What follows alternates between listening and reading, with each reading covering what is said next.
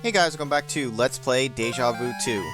Alright, as you can see here, I have amassed a large sum of chips here. 98. And I totally did it legit. Totally did not use save states to make sure that I would win every time. Definitely didn't do that. Okay, I'm lying. You guys know I'm lying. I use save states. You know why? Because fuck this. I don't understand why this is the way to make the money back. Because you just get robbed. You could have a great hand, he one-ups you. He gets blackjack half the fucking time. Maybe I'm just really unlucky, but I had to use save states. I don't care. I'll admit it. This is just to amass money, which is, you know, something that's just kind of like out of my control. Forget that. So I think I'll have enough, but I want to see if I hit like a limit here, just to kind of show you guys. So we're not going to bet all of them chips. Let's just bet like 2. 10, 19, watch. I'll have a 10 underneath there and I'll be fucked. Yep, he wins. Now, let me try again here. I want to see if I can hit that 100. Ooh, we've got an ace this time. Fuck it, we've got an ace, baby. Bet that 10. Shit. Probably push. Oh, no, we win. Perfect. Now, do we hit a limit? We can actually go over 100. Okay, but we'll go ahead and end it there. Yes, I'm a big fat cheater, and I don't care. Just don't let them know that. As long as the casino doesn't know that I'm cheating. In all seriousness, though, don't cheat in a casino. It's not a good idea. Will he say anything different now? Do you know the rules of blackjack? Yes. When you want to try your luck, you gotta use chips. If I can buy chips. That's fantastic. Alright, let's go ahead and exchange. I don't know if I should keep some chips on hand. Only because of the first game with me getting mugged. I don't know if I should exchange all of my chips back into money. How many do you want to cash in, sir? Oh. It caps at 50. I can't even... You guys can hear me tapping the button. It doesn't let me go more than that at a time. That will be a total of $250. Thank you very much, and good luck. She finishes half-heartedly. Oh. Again, with that half-heartedness.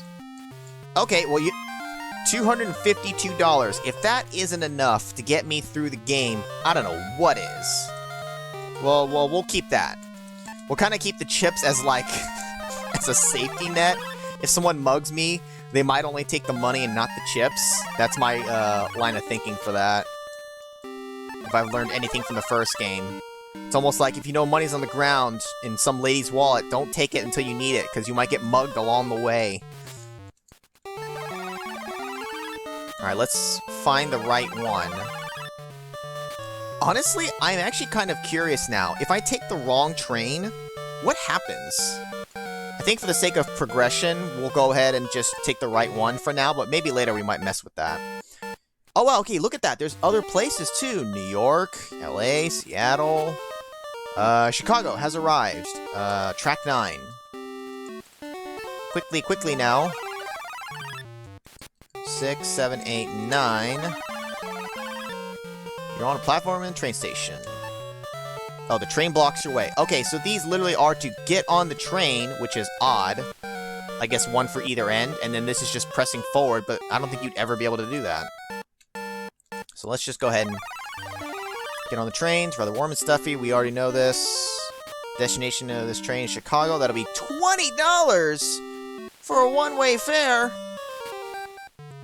I'll buy something from you. If I'm paying you $20, I better be getting some extra service on this.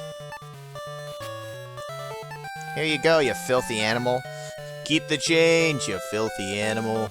He collects the fare and says, "Thanks, and make yourself comfortable. Train will be leaving shortly. For this price, it better be comfortable. You bastard." We can actually observe our surroundings now. It says, this train is going to Chicago. You can see out the window. Out of the window. She's really quite attractive, isn't she? You find that attractive? You can't even see her eyes. I mean, whatever floats your boat, but to be honest, I couldn't even tell if that was a she or a he. What a nag. That mouth is going a mile a minute.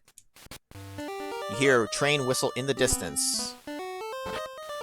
Doors of the train close for departure. We just complaining about the other passengers? God, they just won't shut up. The bum just sits there rocking back and forth, mumbling to himself. With a lurch, the train leaves the station and speeds towards its destination. Oh, hey, that's kind of cool. Now, I can't move my cursor or anything, we just gotta wait for the transition. I'm thinking, actually, I probably take the train to get back to the main part of Chicago, and then it's probably gonna taxi around from place to place. And then when I'm ready to head back to this hotel, I would, take the train. But honestly, what do I need to come back for here? What's even, like, pending here? The desert, I mean, the locked rooms, the blackjack, and making money, but who cares about that, right? The hamper is about the only thing I didn't mess around with. Maybe that's a death, actually. Like, they throw you into the washing machine because you're in the hamper. Who knows? Anyway, sorry, I'm just rambling to myself here. You look about the train and drift quickly off to sleep. Suddenly you wake up. You check your pockets. They're empty! You rub the sleep from your eyes. You look about your seat, making sure you have everything as you get off the train. Always make sure. Don't forget your shit like your cell phone and all that.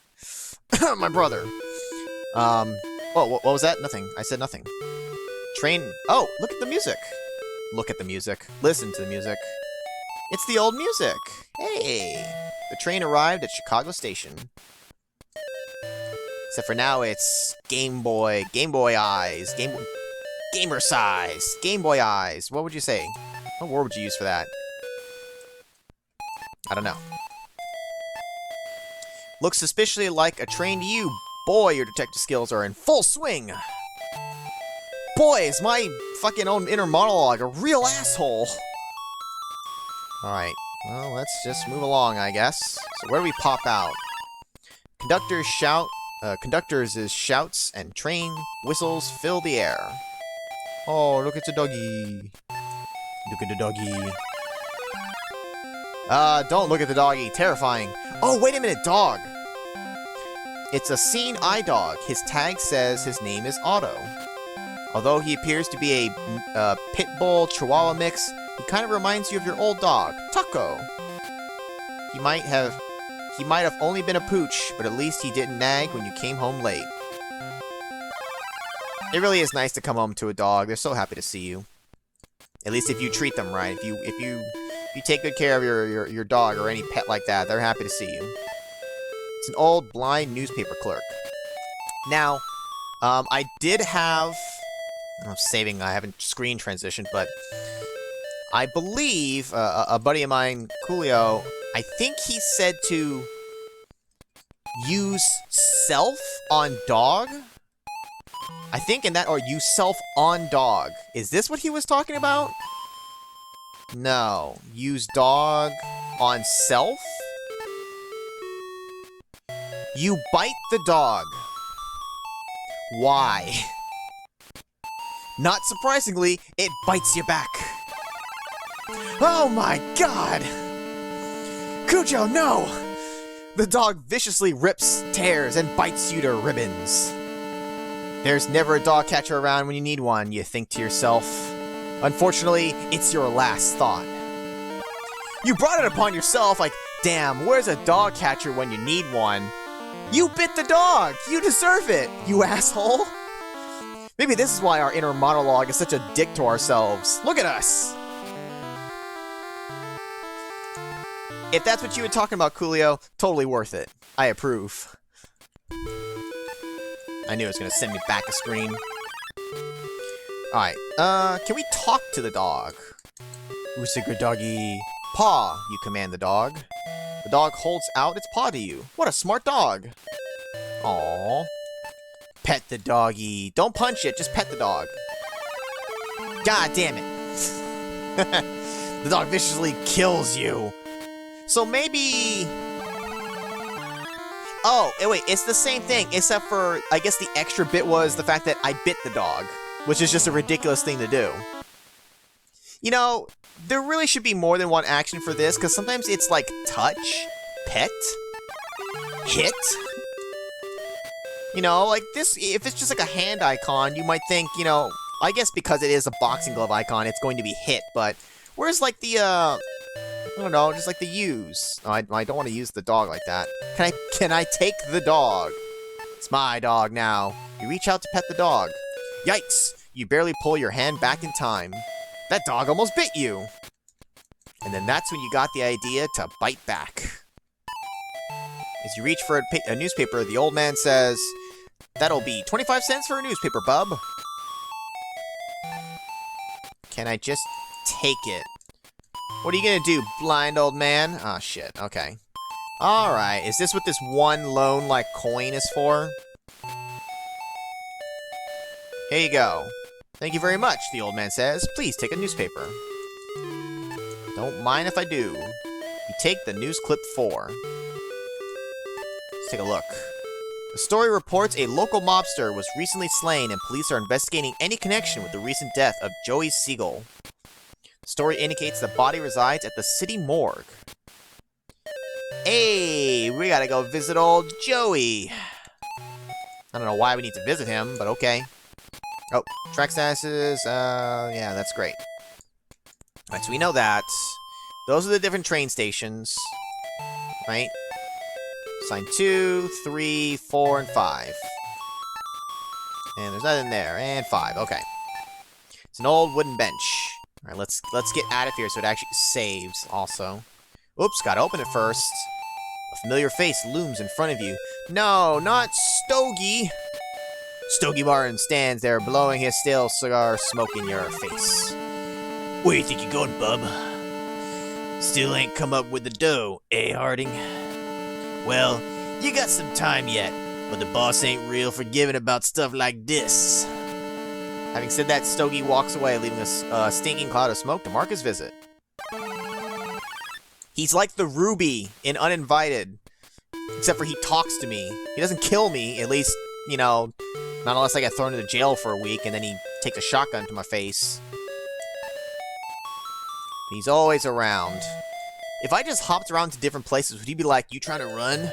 I'll kill you." Chicago Station. You stand outside a large train station. There is a cab parked here. Alright, they brought the cabs back. I wonder if it's going to be 2 different cabs again, which I still don't understand why in the other game there were 2. I felt like there was no need. They were exactly the same. Sign reach Chicago Station. You don't want to make a smart-ass quip about that to me? You want to comment on these windows? It's a large arch window. I guess these are built nicer than the other ones. It's a familiar yellow cab idling in the street. Do you guys see a problem with this sentence? Yellow cab. It's not like this is in black and white. This is Game Boy Color. You clearly painted it a certain color. That's green. Either paint this yellow or change the text, because that's just wrong. Also, oh, look at that. The only place we go is the taxi. Okay. You open the door and step into the cab. Why, it's none other than your old pal, Gabby. Gabby J? From Punch-Out? We are, like, we were a boxer after all, and we were old pals. Maybe this is Gabby J. How's it going, Gabby? You ask. Yes, thank you, he replies. How's it going, Gabby? Yes, thank you. You remember the first time you met Gabby. You saw he was nearly deaf, so you had to learn to speak very loudly in order to communicate. Ah, makes sense. Over the years, you've helped Gabby out of plenty of scrapes. So he always returned the favor by never charging you to ride in his cab. Did they solve that problem from the first one where... Wait a minute. It did cost money last time, and you had to farm coins at the slot machine. So maybe they figured that was dumb. But instead, they make it so that for the blackjack table, you have to try to win money for train fare. You just shifted the problem from one thing to another. Except for I feel like the slot machines you didn't really ever lose at after a certain point. You'd like make enough money just by just playing. Anyways. What a prince that Gabby is. Well, let's see if he will honor that agreement. Can't see much in the rearview mirror from where you're sitting. Cabby The cabbie smells! He stinks! He smells like cigars! The cabbie smiles as if he's laughing at some private joke. And he's just laughing at me. Good old Gabby, he hasn't changed a bit. Gabby has always been a football fan. He always figured that was a losing cause, especially in a town like this.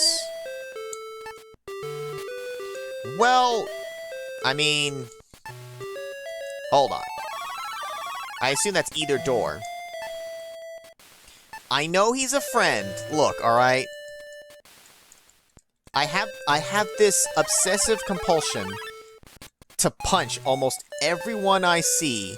Actually, I didn't punch the blind old man. Why did I not punch the blind old man? Pow, Gabby! Oh, it wouldn't be the smartest thing to upset Gabby. He'd probably make you walk. Well, damn it. Well, I'm sorry, Gabby. I'll keep that engine hot. I'll be right back. I have some unfinished business. Pow! Oh no! Suddenly the dog leaps at you, loyally defending its master. Good dog. Good dog. No! Ah! Well, I guess I should have expected as much. But we had to try. At least in the first game, you were able to punch out the muggers, the first mugger, the regular mugger, not the buff one. You could punch the bum with no consequence. You could punch the woman, you actually had to. You could punch quite a few things in the first game. So far, I think we haven't been able to punch a single thing, or at least attempt punching without some kind of repercussion for it. Sorry. Anyways, let's go ahead and tell Gabby to, just name the place, Ace. I'll get you there. Okay, so let's go to our apartment first. Whoa! He turned like... Leave it to me, Ace. With that, Gabby drives off. Gabby J! Yay! Fight! Din din din din din din din din din din din. If any of you have actually played Super Punch-Out for the Super Nintendo. A peel of rubber, some wicked turns, and a screech of tires later. Gabby stops the cab with a jerk. He smiles as he says, "Here we are, Ace." Dude, he was doing some initial D drifting, which is very fitting for Deja Vu II. He looks back like, "You like that drifting there, Ace?" Kansei drifto. Sorry, I'm memeing now at this point. You're in front of a rundown apartment building. Home sweet home. Look at this piece of shit. Home sweet home. This says there's a vacancy in the building. You hope it doesn't mean you. Yeah, maybe we haven't been paying up our rent. Looks like the entrance. Alright. You open the door. A dimly lit hall, the aroma of cheap cologne and stale popcorn. It's good to be home. My favorite, stale popcorn. Excuse me. This battered mailbox has your name on it. Kinda seems like a metaphor about your life. Or maybe not. Your detective skills tell you that a key would probably open this up. Dude, our detective skills, it's like a spidey sense. It constantly goes off when we see a locked door. We just know. We're that good, guys. Doesn't open. You might need a key, you dumbass. Now, which one's ours? Jack Brown lives here. He's always trying to shock you by buying expensive cars. Good old Jack. He always got his gym shoes on. Or he's always got his gym shoes on. Yeah, okay, thanks. I know, my detective skills. Your very own apartment door. 1A. Your detective... Yeah, okay, thanks. Every time I get a new line to read, I think it's something important. It's just my detective skills sense is going off. Dan Smoron? Like an S-moron? What a smoron that guy is. Oh, Dan. Dan Smoron lives in 1C. All that guy ever thinks about is sports, sports, sports. Oh, Dan. Open up. It's the police. How about you? What was his name? Jack?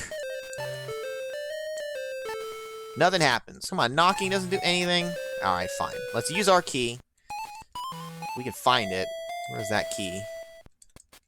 Not the wallet. Use the wallet on the key. Nothing happens. You open the lock. Alright.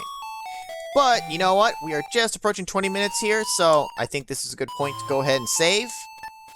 In the next video, we will go ahead and head on into our apartment room and, I don't know, hopefully find our gun for one thing. I don't know, maybe some other items that we're gonna need, because we've got some other places to explore, and we got to come up with this money soon, or Stogie's gonna have it out for us. And we've already seen firsthand what he can do with a shotgun. So we'll check out our apartment in the next video.